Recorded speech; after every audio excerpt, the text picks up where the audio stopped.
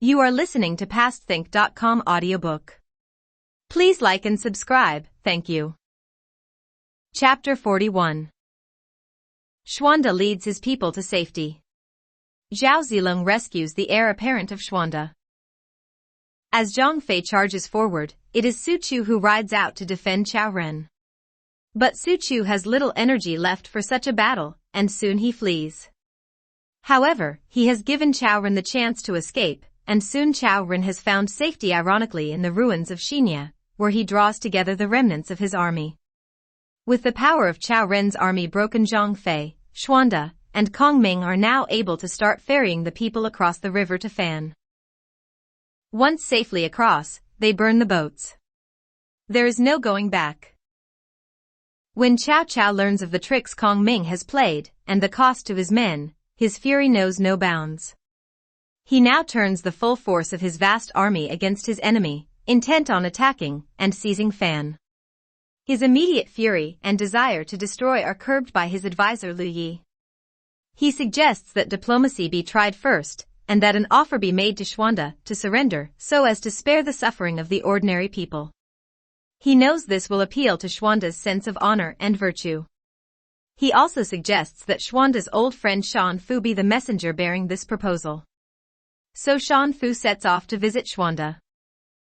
Shan Fu, Xuande, and Kong Ming make the most of having the opportunity to be together again, and in confidence Shan Fu tells Xuande not to pay any attention to this seemingly humanitarian offer from Cao Cao. It's just designed to make him seem humane and to gain popularity. He has 8 armies and has filled in the riverbed ready to attack across it. My concern is, to speak frankly, that this city is indefensible. You must get out as soon as possible. I just wish I could stay, but I must return to honor this role of messenger.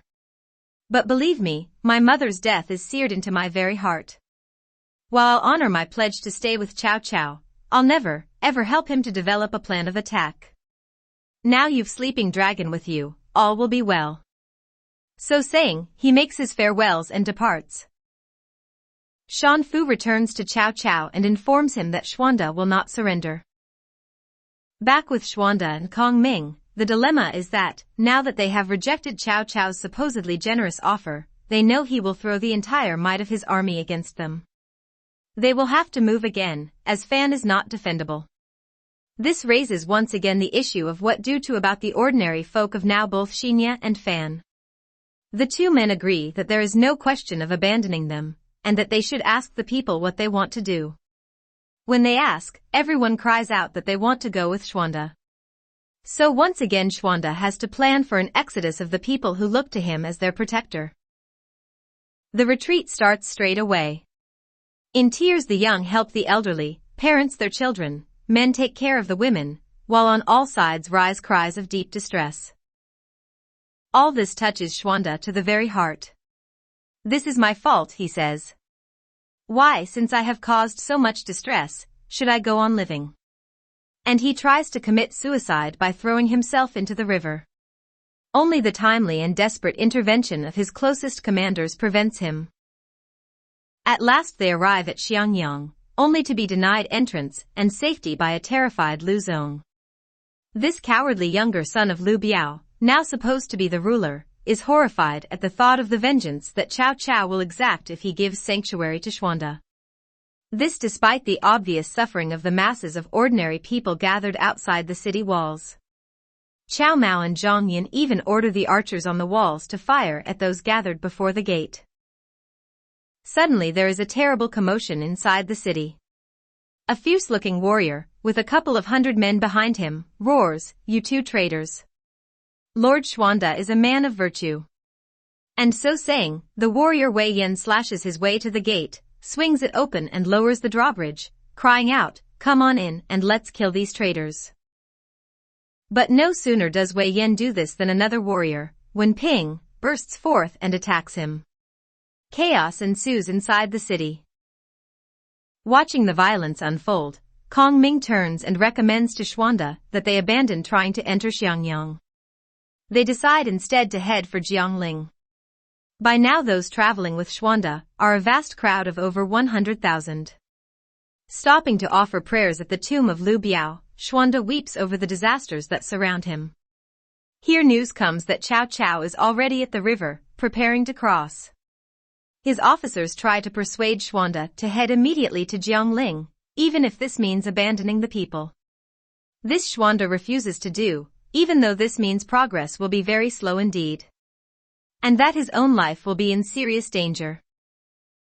As a poet has said, even now his heart is moved by people's suffering. He steps into the boat in tears. To this day, when visiting the riverside, the older folk are entranced by his compassion. Back in Xiangyang, Cao Mao and Zhang Yun persuade Lu Zong to surrender to Cao Cao. Despite Lu Zong's uncertainty and the advice of other ministers, the two traitors take themselves off to Fancheng and negotiate the terms of surrender. In return, Cao Cao makes them both senior honorary officials, puts them in charge of the naval troops, and promises that Lu Zong will be given a region to rule in perpetuity. Delighted with all this, the two traitors return to their city to finalize the surrender. After they have gone, Sun Yu inquires of Cao Cao why, given these two are completely untrustworthy, he has flattered them so much. Cao Cao points out that he needs men with naval experience, but that he is under no illusions as to their real nature. I will deal with them later, he says. When the news of the deal reaches Lu Zong, he and his mother, delighted by this development, cross the river to personally thank Cao Cao and to hand over the symbols of authority. Mother and son are received with appropriate honors.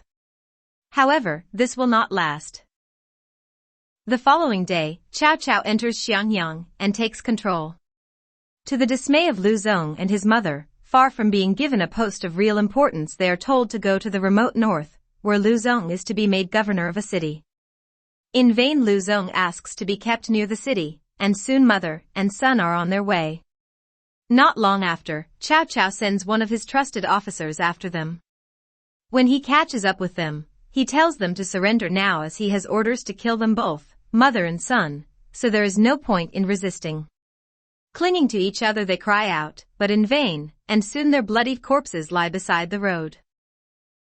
Other officials are sent to Kong Ming's home village with orders to kill every member of his extended family. But they are too late. Foreseeing this, Kong Ming has moved them out, and they are safe, beyond Cao Cao's reach. Cao Cao now turns his sights and his fury on Xuanda, and dispatches a crack force of 5,000 warriors to overtake and destroy Xuanda, who by this time is just over 100 miles ahead. Meanwhile, as Xuanda advances with the people, protected by Zhang Fei and Zhao Zilong, he sends Guan Yu to seek reinforcements from Lu Qi in Jiangxia. One day, as they are traveling, a sudden gust of wind blows up in front of Xuanda. The dust cloud is so dense it blots out the sun, and Xuanda knows this is not an auspicious omen. Quite the reverse. He consults Jian Yong, who is skilled in the reading of auguries and omens, and he tells Xuanda that this is a very bad sign indeed, and that a terrible fate awaits them that very night. Jian Yong tries to persuade Xuanda to flee in order to save his life, and that he must abandon the people. But once again Xuanda refuses. Instead, they take up defensive positions on a nearby hill and await what the night will bring. It is a bitterly cold winter night, and in the early hours of the morning, before the sun comes up, Cao Cao's men attack. Soon the night air is rent with terrible shrieks and cries. Despite his most gallant efforts, Xuanda is unable to hold them back, and he is almost slain in the midst of this chaos, but Zhang Fei arrives just in time to rescue him, cutting his way through the attackers to rescue his beloved brother. Turning east, they run into Wenping, who is now on Cao Cao's side since the surrender of Jiangyang and the deaths of Lu Zong and his mother. "You traitor," cries Xuanda. "How dare you even look at me?"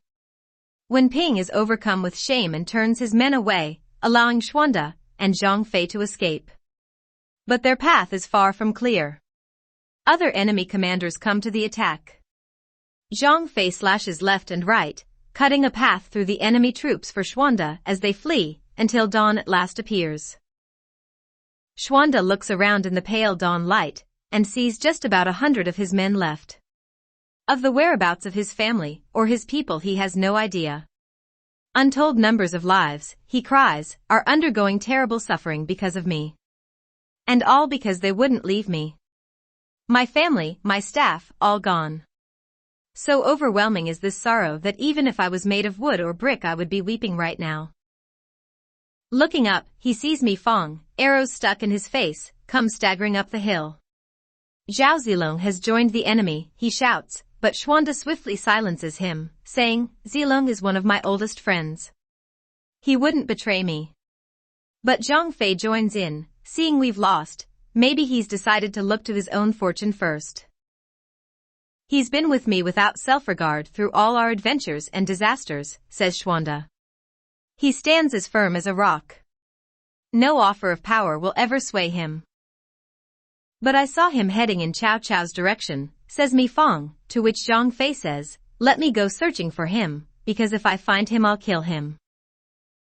Despite Xuanda's continued defense of Zhao Zilong, Zhang Fei sets off with 20 men. He heads for the bridge over which any attack will come, intent on catching and slaying Zilong. As he draws near to the bridge, he passes a small wood and has an idea. Telling his men to cut branches from the trees, he has them tie them to their horses' tails. Now charge up to the bridge. The dust storm this creates will make the enemy think a huge army is heading their way, and that should scare them off. He then takes up a defensive position on the bridge and waits. On the battlefield, Zilong has been fighting through the night until dawn comes, desperately seeking his lord and, especially, his family. Distraught because Xuanda has left his family in his care, he decides to go into battle. It is an apparently hopeless plan, a suicide attack because, having failed so badly, he has nothing to live for. There is no point in living now, unless he can find Xuanda's family, and especially his son and heir. With a handful of followers he charges into the fray. His hope is that he can find the 2 wives of Xuanda. All around him are the pitiful cries of the people. Such sadness would move even heaven and earth to pity.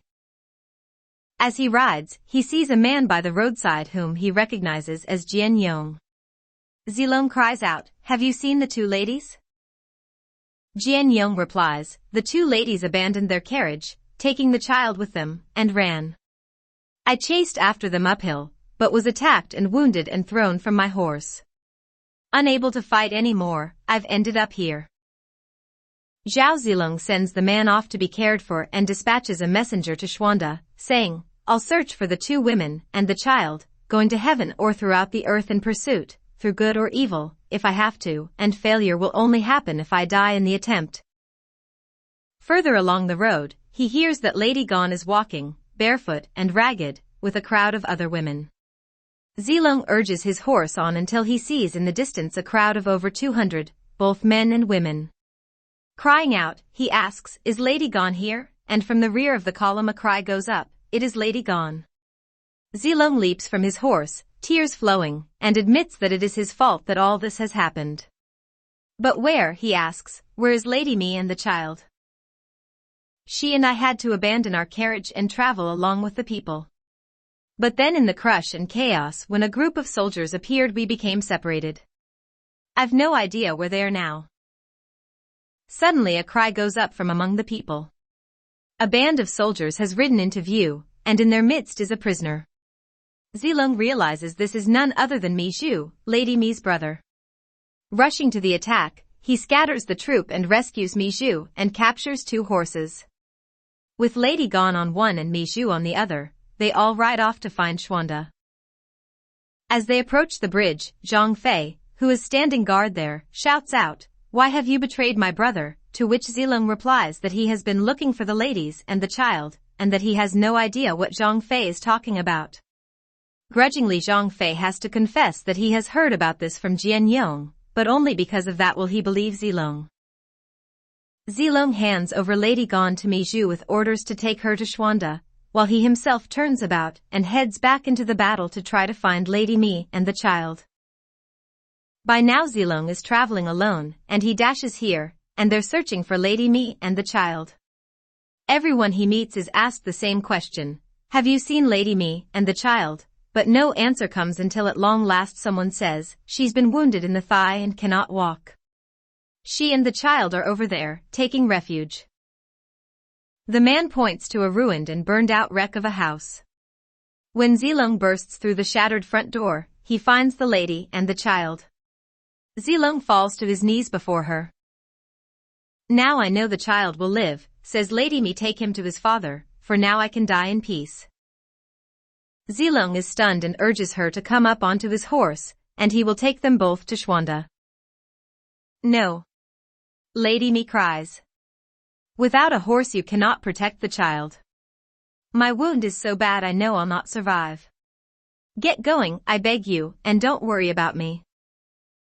The sound of shouting echoes around the ruin, and Zilong says, "But the enemy are coming. We must flee now." But Lady Mi is adamant. "I'm dying, but if you stay both lives will be lost." And so saying, she thrust the child into his arms. Zilong tries time and time again to persuade her, handing the child back, but to no avail. Finally he says, "But imagine what will happen when the soldiers find you." To his horror, she puts the child on the ground, rises and staggers to the mouth of a dry well. Turning, she throws herself into it and dies. A poet has honored her self-sacrifice with this poem. A fighter needs his horse's power to give him strength. He'd never be able to protect the child on foot. What a mother to die for her husband's heir. This woman was truly heroic, so adamant and brave. To protect her from any abuse, a distraught Zilong topples a crumbling wall onto the well to hide her body. Picking up the child, he loosens his breastplate and places him gently inside. Mounting his horse, he turns and rides hell for leather towards Xuanda. Almost immediately he has to fight off attackers. These he dispatches swiftly, but soon he confronts a more ferocious foe, Zhang He. Normally Zilong could have taken him with ease, but, clutching the child to his chest to protect him, he cannot fight as he usually would. Eventually he has to turn and flee, only to be pursued by Zhang He. He would have got clear away but for a disaster. Rider, horse and child suddenly crash into a pit dug in the road, and at this sight Zhang He rides up, spear held ready to kill. Then, from nowhere, there comes a flash of intense bright light surging up from within the pit, bringing with it horse, rider and child, who are catapulted into the sky and fall back to firm ground again. Terrified, Zhang He turns and escapes from this supernatural force, while Zilong and the child ride on. Again he is attacked, this time by 4 men, but swinging his mighty sword in his fury, he kills them all and rides on again. From a hill Cao Cao watches, filled with admiration for this heroic warrior. He gives orders that Zilong must be taken alive. Many men try, but none succeed. The dead lie all around him as he battles on until suddenly his way is blocked by troops led by the brothers Zhong, one armed with a huge axe and the other with a massive halberd. Can Zilong escape? All will be revealed.